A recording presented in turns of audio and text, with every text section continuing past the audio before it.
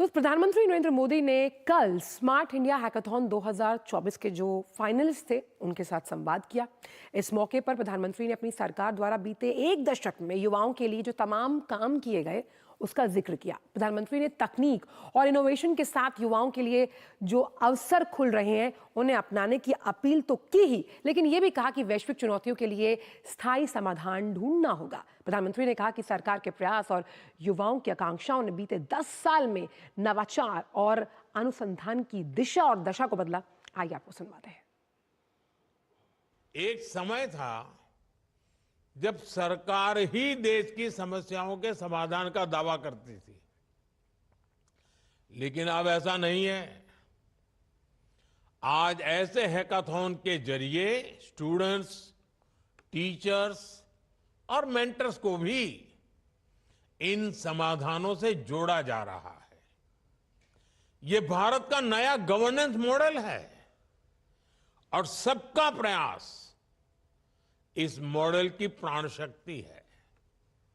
साथियों, देश के अगले 25 सालों की पीढ़ी भारत की अमृत पीढ़ी है। आप सब पर विकसित भारत के निर्माण की जिम्मेदारी है और हमारी सरकार आज की इस पीढ़ी को हर साधन संसाधन सही समय पर देने के लिए कमिटेड है। नवाचारों, नवोन्मेष से आखिर क्यों हो रहा है बदलाव, ये हमने चर्चा की, प्रधानमंत्री को आपने सुना। लेकिन आखिरकार ये हैकाथॉन शब्द जिसका इस्तेमाल लगातार 2 दिन से तमाम टीवी चैनल्स कर रहे हैं, हम भी कर रहे हैं, आखिर ये होता क्या है? बहुत आसान भाषा में आपको समझाते हैं। हैकाथॉन शब्द जो है वो 2 शब्दों का समायोजन है, हैक और मैराथन। इन 2 शब्दों से बना हुआ है। अब हैकर का मतलब है एक चतुर प्रोग्रामर जो स्मार्ट है, जिसके पास स्मार्ट सॉल्यूशंस हैं। मैराथन यानी एक ऐसा आयोजन जिसमें आपके धीरज यानी कि आप कितनी आसानी और संवेदना के साथ साथ काम कर सकते हैं उसकी जरूरत है। अब हैकाथॉन जो ये आयोजन है, ये पहला आयोजन 1999 में कनाडा में किया गया था। और इस हैकाथॉन में होता क्या है, अलग अलग पृष्ठभूमि से और अलग अलग इंटरेस्ट रखने वाले लोग, अलग अलग उनकी कौशल प्रतिभाएं होती हैं, उनको एक मंच मिलता है, यानी कि एक अम्ब्रेला के एम्बिट में तमाम लोग काम करते हैं। अब इनके नजरिए से होता क्या है, युवा इनोवेटर्स के पास नवाचार यानी न्यू बॉक्स ऑफ आइडियाज होते हैं, जिससे वो मुश्किल से मुश्किल जो प्रॉब्लम्स हैं उसके सॉल्यूशंस को इनोवेट करते हैं, सुनिश्चित करते हैं। अब हैकाथॉन से कई ऐसे लोकप्रिय ऐप्स हैं जिनका नाम हम लेते हैं, उनका जन्म हुआ है।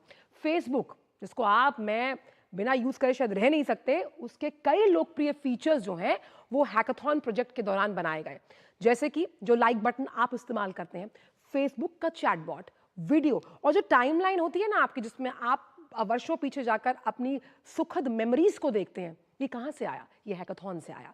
हैकाथॉन की सफलता का एक और उल्लेखनीय उदाहरण क्या है? ग्रुप मी, यानी कि एक ऐसा मैसेजिंग ऐप जहां पर आप ग्रुप में जाकर मैसेज कर सकते हैं। और आपकी वो चिड़िया जो हर रोज चींची करती है, micro blogging social networking site Twitter, वो भी हैकाथॉन की देन है। यानी जब तमाम ये स्मार्ट माइंड्स इकट्ठा हुए, इग्नाइट हुए और वहां से इस तरह के आइडियाज और सॉल्यूशंस निकले। Talk desk, call centres cloud पर आधारित थे, यानी छोटे छोटे क्लस्टर्स में होते थे, लेकिन टॉक डेस्क ने कॉल सेंटर्स के स्वरूप को ही बदल कर रख दिया।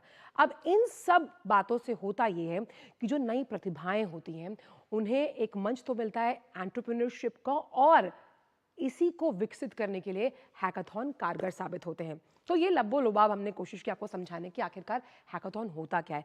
लेकिन अब 7 हैकाथॉन अब तक हो चुके हैं जो स्मार्ट हैं, इनोवेशन के साथ भरे हुए हैं। इनसे हुआ क्या, अब आप इसको इस वॉल से इजीली समझ पाएंगे। यानी हैकाथॉन स्मार्ट इंडिया की जो 2024 की थी, उसमें 1300 से अधिक विद्यार्थी टीमें रहीं। ये कल से शुरू हुआ, जहां 51 नोडल केंद्र हैं। अब सॉफ्टवेयर संस्करण 36 घंटे तक लगातार, यानी 36 घंटे तक नॉन स्टॉप ब्रेनस्टॉर्मिंग होगी और तमाम जो अलग अलग विभाग हैं, जो मंत्रालय हैं, उनकी अलग अलग समस्याएं हो सकती हैं। यानी आप वन स्टॉप क्लियरेंस देना चाहते हैं, आप वन स्टॉप सॉल्यूशंस देना चाहते हैं, घर बैठ के स्मार्टली उस पर ये काम करेंगे।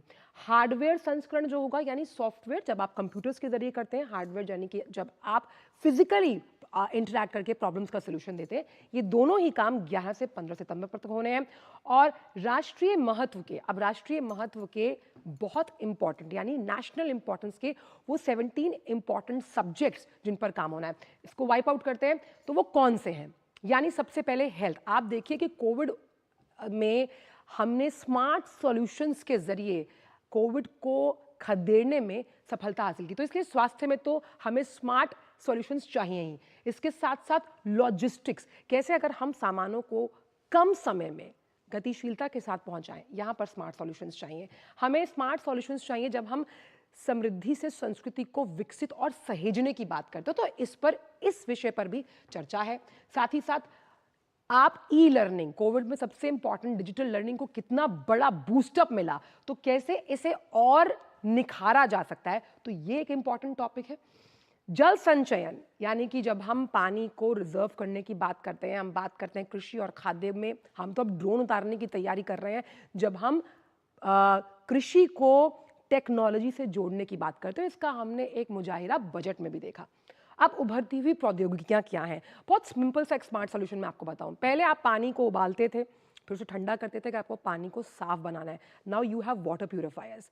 स्मार्ट इनोवेशंस में कौन सी नई टेक्नोलॉजीज अब जुड़ती जाएंगी, ये इस पर भी चर्चा करेगा।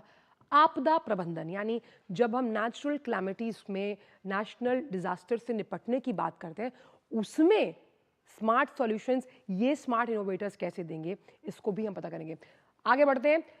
अब बात, क्योंकि इसरो पर लगातार हम ऐसे कई परचम लहरा रहे हैं जब हम बात करते हैं स्पेस सेक्टर की, तो अंधेरे वाले क्षेत्रों के चित्रों को बढ़ाना, क्योंकि हम अगर चंद्रमा पर जाना चाहते हैं, हमें वहां पर जो तस्वीरें खींची जाती हैं सैटेलाइट के जरिए, हम जानना चाहते हैं, खोजना चाहते हैं, तो उसके लिए स्पेस में भी टेक्नोलॉजी की जरूरत है। गंगा जल की गुणवत्ता की निगरानी, ये तमाम वो इंपॉर्टेंट पॉइंटर्स हैं जो विकसित भारत 2047 की उस परिकल्पना को परिलक्षित करने के लिए मार्ग को प्रशस्त करता है। एक स्मार्ट योगा मैट, योगा जिसे घर घर तक हमने पहुंचाया कि यूनाइटेड नेशंस को एक दिन डेडिकेट करना पड़ गया योगा डे के लिए। अब इन 54 मंत्रालयों की 250 से ज़्यादा समस्याएं हैं, लेकिन कोई भी समस्या किसी आइडिया से बड़ी नहीं होती। आइडिया ज़्यादा बड़ा होता है जो उसको सॉल्व करता है। आंतरिक हैकाथॉन में 150% वृद्धि हमने देखी, जो 7 हैकाथॉन्स हुए, और 2024 में हमने देखा कि 86,000 से अधिक टीम्स ने हिस्सा लिया। अब इसका मतलब समझ रहे हैं कि कैसे यंग माइंड्स को ये समझ में आ रहा है कि टेक्नोलॉजी के जरिए हम मुश्किल से मुश्किल प्रॉब्लम का solution on the table with data mapping, with algorithm आपको प्रोवाइड करवा सकते हैं। तो ये लब्बो-लुबाब रहा स्मार्ट इंडिया हैकाथॉन के बारे में। हैकाथॉन आखिर होता क्या है, ये हमने आपको समझाया, लेकिन इस पर ज्यादा और जानकारी